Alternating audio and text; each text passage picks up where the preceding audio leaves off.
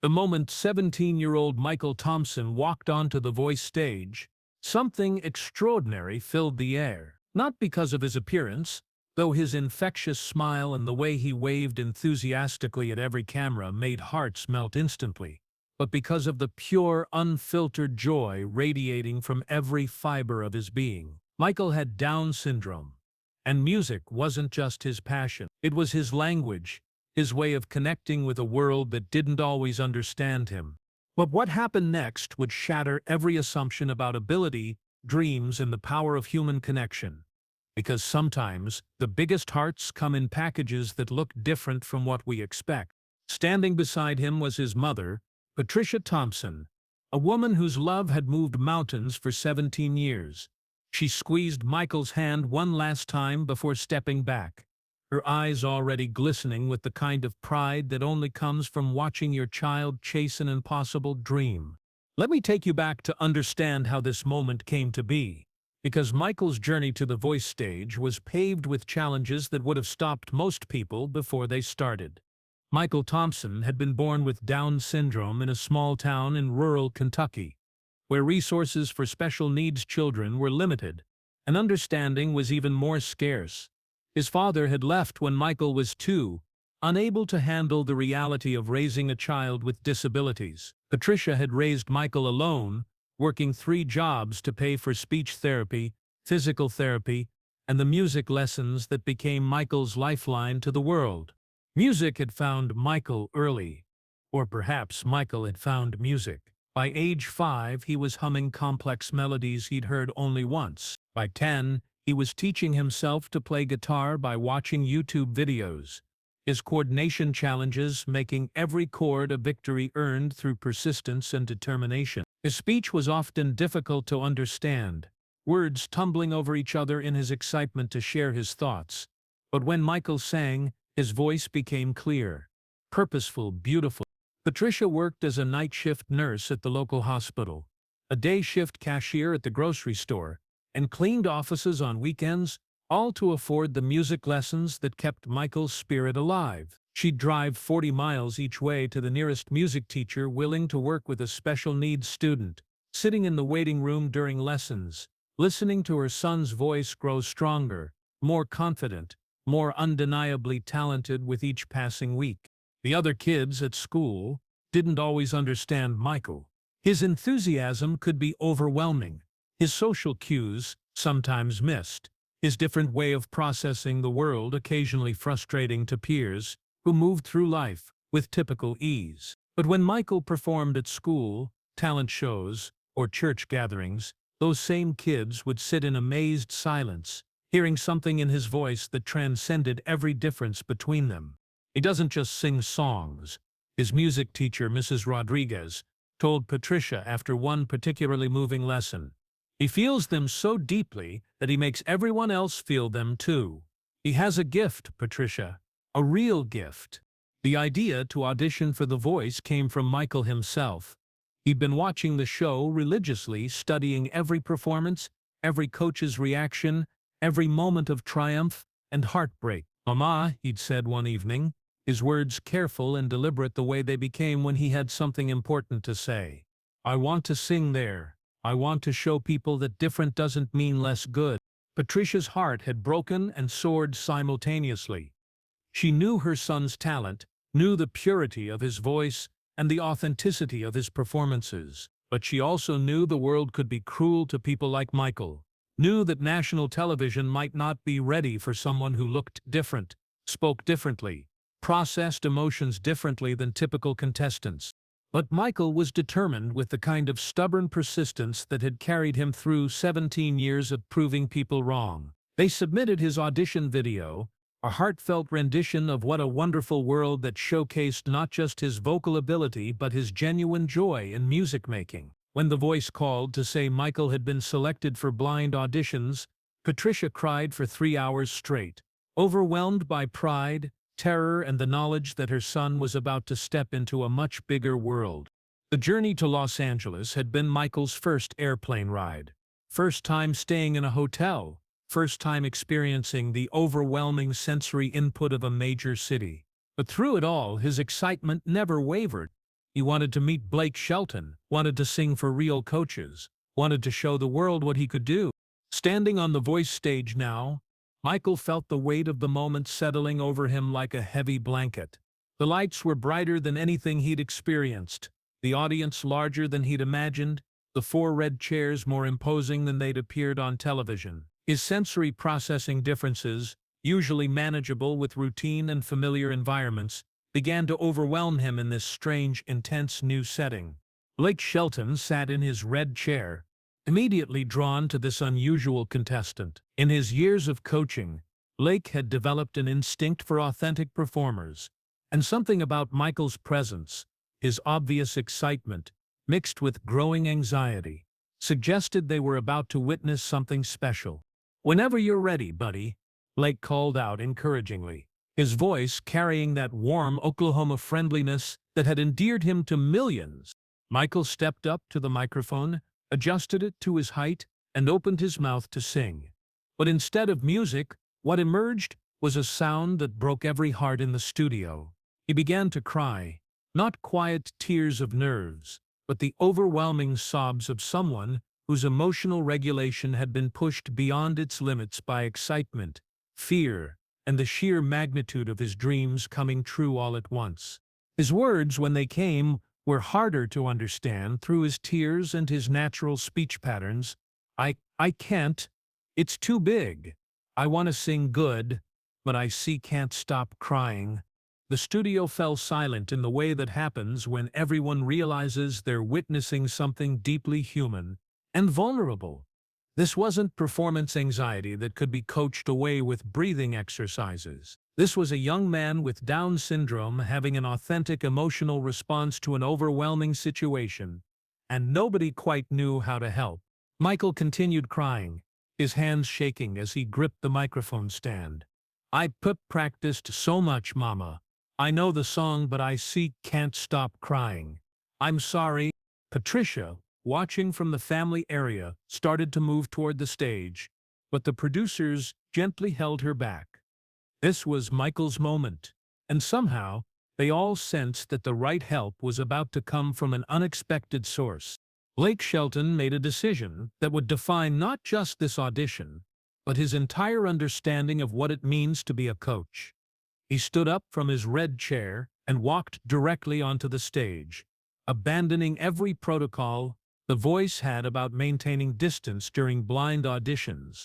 "Hey, Michael," Blake said softly as he approached, his voice stripped of all performance, all entertainment value. "My name's Blake. Can I sit with you for a minute?" Michael looked up through his tears, trying to focus on this tall man in cowboy boots who had somehow appeared beside him. "You're Blake Shelton," he said, his voice thick with emotion but clearing slightly with recognition. "You're my favorite." Blake's heart clenched. He knelt down beside Michael, putting himself at the young man's eye level, and did something that surprised even himself. He placed his hand gently on Michael's shoulder, the kind of touch a father might give a son who needed comfort. "Michael, I can see you're feeling a lot of big feelings right now. That's okay. You know what? Some of the best singers I know feel everything really big. That's what makes their music so special." Michael's crying began to slow slightly, his breathing becoming less rapid. "I practiced every day. I know what a wonderful world, perfect, but everything here is so big and bright, and I got scared." Blake's voice took on a quality that was both gentle and profound. "You know what, buddy?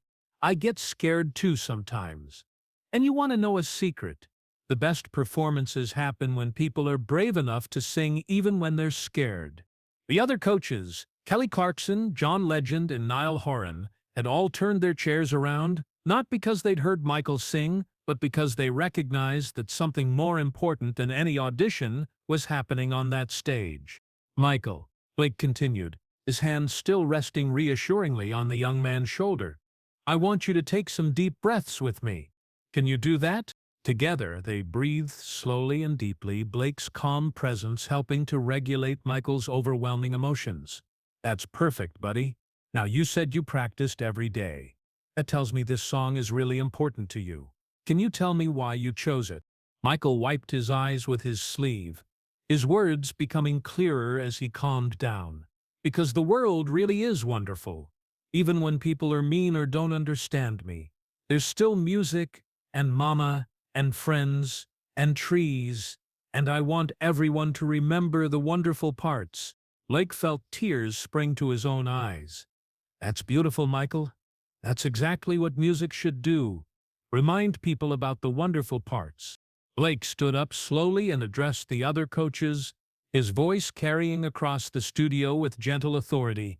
Kelly, John, Niall, I think we need to give Michael a chance to show us what he's been practicing. But first, I want everyone in this studio to understand something. He turned to face the audience, his voice growing stronger. This young man has been working harder than most of us can imagine just to get to this microphone. He's not just here to sing a song. He's here to show the world that talent comes in all kinds of packages, and some of the most beautiful music comes from the biggest hearts. Blake walked back to Michael and spoke directly to him. Now, buddy, I want you to forget about cameras and bright lights and everything that feels scary. I want you to sing this song like you're singing it to your mama, or to a friend who needs to remember that the world is wonderful. Can you do that for me? Michael nodded, his composure returning with Blake's encouragement. He stepped back up to the microphone, took another deep breath, and began to sing. What happened next was nothing short of miraculous. Michael's voice, when it emerged, was pure, warm, and filled with a sincerity that seemed to reach into every corner of the studio. His version of What a Wonderful World wasn't technically perfect. Some notes wavered, some words were shaped differently by his speech patterns. But it was the most authentic, heartfelt performance anyone in that studio had ever heard. I see trees of green red roses too. I see them bloom for me and you. And I think to myself, what a wonderful world. As he sang, Michael's entire demeanor transformed. The anxiety melted away, replaced by the pure joy that came from doing what he was born to do. His face lit up with genuine happiness. His voice grew stronger with each line, and everyone in the studio found themselves not just listening to a song, but feeling the wonder that Michael felt every day despite his challenges. When he reached the final lines, and I think to myself, what a wonderful world, his voice soared with such genuine emotion that there wasn't a dry eye in the studio. The silence that followed was reverent, the kind that happens when people know they've witnessed something sacred. Then Blake hit his button, his chair spinning around to reveal a face streaked with tears. Kelly followed immediately. Then John, then Niall. All four coaches had turned, but this wasn't about competition anymore. This was about honoring courage, celebrating authenticity, and recognizing that some performances transcend any judging criteria. Blake was already walking back toward the stage before the other chairs had finished turning. When he reached Michael, he didn't hesitate. He pulled the young man into a hug that was equal parts congratulation and protection. Michael, Blake said, his voice thick with emotion, that was one of the most beautiful things I've ever heard in my life. You didn't just sing that song. You made me believe it. You made everyone in this room remember what it feels like to see the world through eyes of wonder. Michael beamed, his earlier distress completely forgotten in the joy of the moment. I did good? You did. Amazing, Blake assured him. You reminded me why I fell in love with music in the first place. It's not about being perfect, buddy. It's about being real, being honest, being brave enough to share your heart with the world. But this is the moment no one in the studio and no one watching at home ever saw coming. Blake kept his arm around Michael's shoulders as he addressed the other coaches and the audience. This young man just taught all of us something important. He showed us that the best music doesn't come from perfect technique or flawless delivery. It comes from people who feel deeply, love completely, and have the courage to share that with the world. Kelly Clarkson, herself moved to tears, added her voice. Michael, honey, you just reminded me why I became a singer. Your joy is infectious, your heart is pure, and your voice carries something that can't be taught. It carries truth. John Legend nodded in agreement. Michael, what you just did was more than singing. You created a moment of pure connection, pure humanity. That's what the greatest artists do. Niall, clearly emotional, said simply, "You made me feel like the world really is wonderful, Michael. That's a gift." Michael chose Team Blake, not just because Blake had been the first to comfort him, but because he could feel in the country star something he recognized, someone who understood that music was about connection, about making people feel less alone in the world. Over the following weeks, Blake became more than Michael's coach. He became his advocate, his protector, and his friend. Blake worked with the voice production team to ensure Michael had the support he needed, extra rehearsal time to accommodate his learning differences, sensory breaks, when the studio environment became overwhelming, and most importantly, the understanding that Michael's success should be measured not against typical standards, but against his own growth and joy. "Working with Michael changed everything for me," Blake said in an interview during the live shows. "He reminded me that the most powerful performances come from the most honest places. Michael doesn't perform songs, he lives them, and he makes everyone around him live them too." Michael's journey through the competition became appointment television. His version of "You Raise Me Up" brought the studio to a standing ovation. His duet with Blake on "Friends in Low Places" showcased his natural ability to connect with audiences. Each performance was a masterclass in authenticity over artifice. During the finale, Michael performed an original song that Blake had helped him write, called "Different and Beautiful." As he sang about accepting yourself, celebrating differences, and finding your voice in a world that doesn't always listen, there wasn't a dry eye in the studio. Michael finished third in the competition, but his real victory was already won. He had shown millions of viewers that talent comes in many forms, that differences should be celebrated rather than hidden, and that some of the most powerful art comes from the most authentic hearts. In his final performance speech, Michael's words were clear and strong. "I want every person who feels different to know different is good. Different is special. The world needs your different voice." Blake stood behind him throughout his speech, his hand on Michael's shoulder, tears streaming down his face, as this 17-year-old with Down syndrome taught the world a lesson about courage, authenticity, and the power of believing in yourself. Today, Michael continues to perform throughout Kentucky and beyond, using his platform to advocate for people with disabilities in the arts. His mother, Patricia, quit 2 of her 3 jobs, supported by the opportunities that opened up after Michael's voice journey.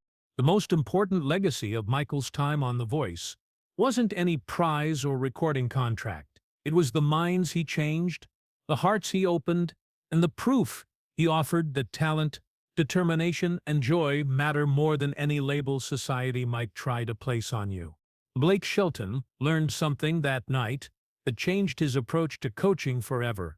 "Michael taught me that the best coaches don't try to change people into something they're not.